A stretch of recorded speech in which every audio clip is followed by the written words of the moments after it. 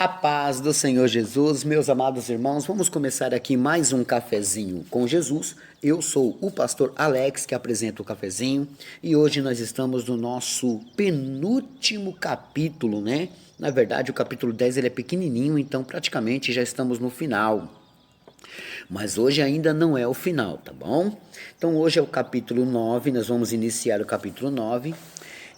Você já viu a história todinha aí de Esther e o decreto do rei para que os judeus pudessem revidar, para que eles pudessem lutar contra seus inimigos. E é o que acontece aqui no capítulo 9, né? Vamos ler? Capítulo 9, verso 1. E no mês do 10º, que é o mês de Adar, no dia 13 do mesmo mês, em que chegou a palavra do rei, a sua ordem, para se executar no dia em que os inimigos dos judeus esperavam assenhorar-se deles. Sucedeu o contrário, porque os judeus foram os que se assenhoraram dos seus aborrecedores. Quando quando Amã, ele conseguiu aquele decreto para prenderem os judeus e tomarem as coisas dos judeus, não havia leis que os judeus pudessem fazer o mesmo com eles. Como o rei não podia revogar uma lei, ele criou uma outra lei dizendo que os judeus poderiam revidar e assim tomar de seus inimigos também, né? E foi o que aconteceu. Então, o decreto agora é que os judeus poderiam se defender. Deu para entender? Por que essa lei é importante? Porque se é uma lei que você tem que ser preso, qualquer revidação que você tiver, você ainda vai ser preso. A lei não vai te favorecer. Mas agora, a lei contra ela mesmo vai dizer que você pode se defender. Tá entendendo? Então, na verdade, muitos homens seguidores de Amã tinham o prazer de fazer isso, né? Eles já estavam com muita vontade, com muito sangue nos olhos para fazer maldade contra os judeus. Então, eles aproveitaram essa causa para que pudessem avançar contra os judeus. Sendo assim, o decreto do rei agora favorecia que eles pudessem lutar, né? Para que eles pudessem se defender. Vamos lá? Verso 2.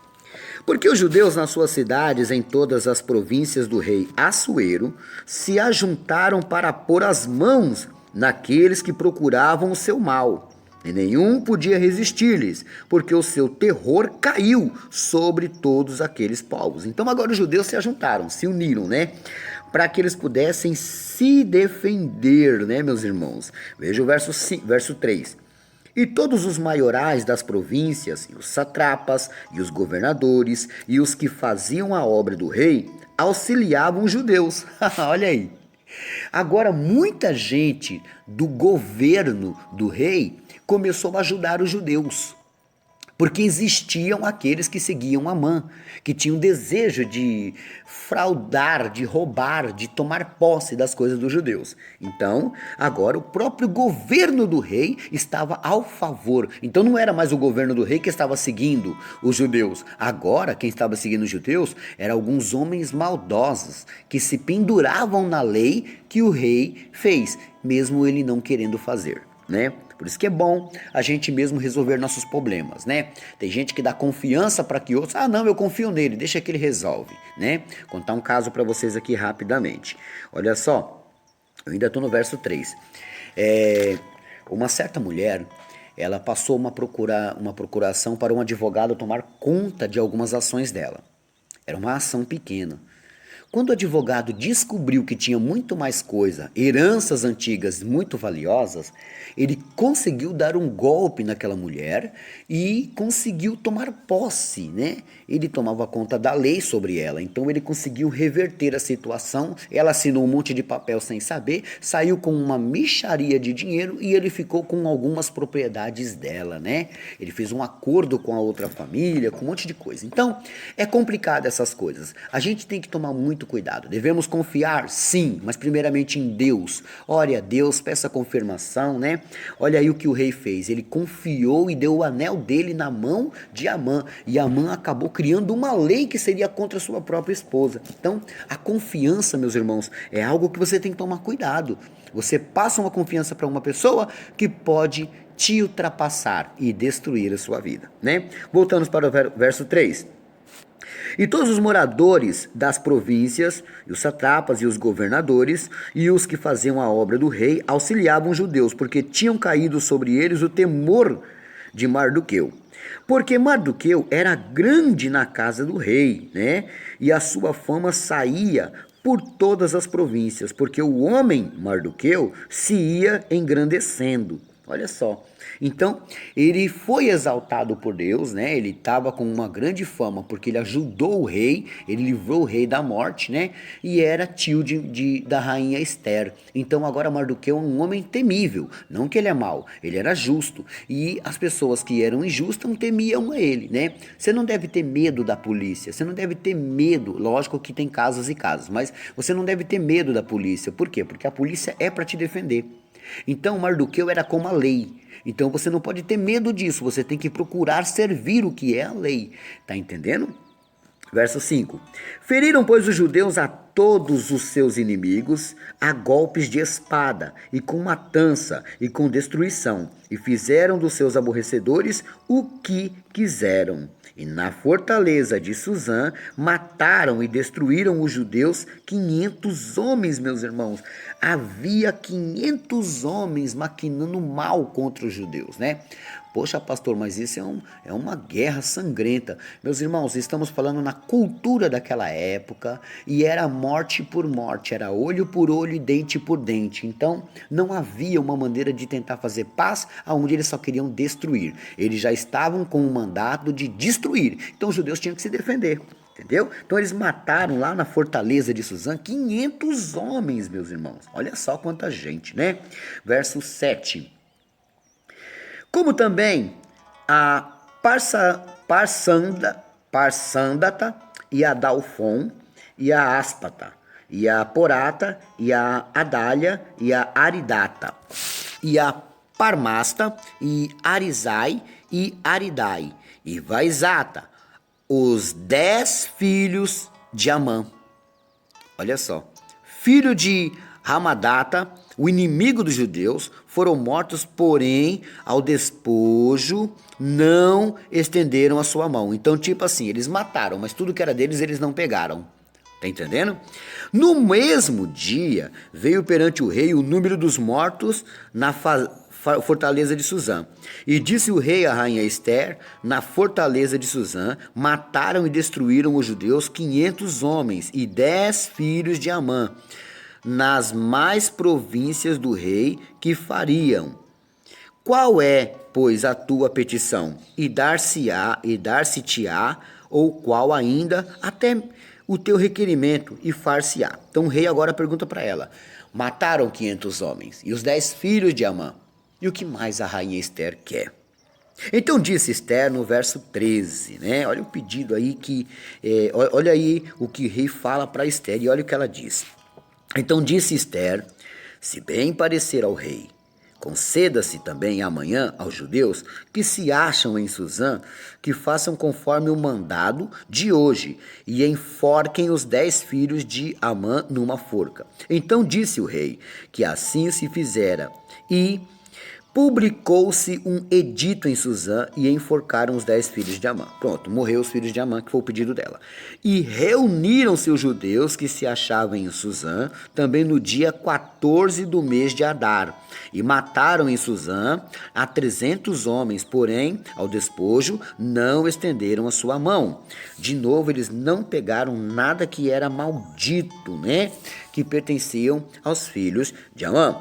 Também os demais judeus que se achavam nas províncias do rei se reuniram para se pôr em defesa da sua vida e tiveram repouso nos seus inimigos e mataram dos seus aborrecedores 75.000, porém ao despojo não estenderam a sua mão. Então, como eles estavam trucidando os judeus, com o edito do rei, a nova lei, eles se defenderam e eliminaram todo o mal, né? Deus tem esse costume de tirar o mal por completo.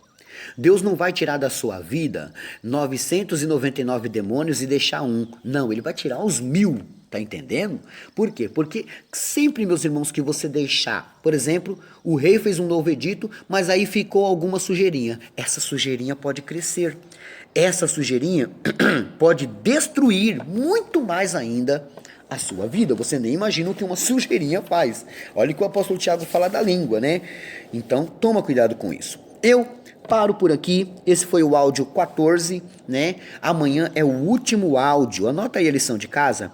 Deuteronômio 32, 2. Deuteronômio 32, 2. Meus irmãos, eu quero parabenizar algumas pessoas que eu tive que fazer uma viagem para dar palestras e acabei não trazendo algumas coisas comigo. O que que aconteceu? Eu não consegui parabenizar algumas pessoas, né? Então, eu vou parabenizar hoje, que ainda está perto do aniversário, né? Peço perdão a todos. Quero desejar um feliz aniversário para a Rosângela Cordeira, lá de Juiz de Fora, de Minas Gerais. Ela fez um aniversário dia 22/4, né? Quero pedir aqui um perdão para a Isabel, lá do Pará. Eu fiquei de parabenizar e acabei não pegando a minha pastinha com os nomes de aniversariantes, né? Quero parabenizar também os gêmeos, que amo muito, meus irmãos, o Daniel e a Ana Leia, né?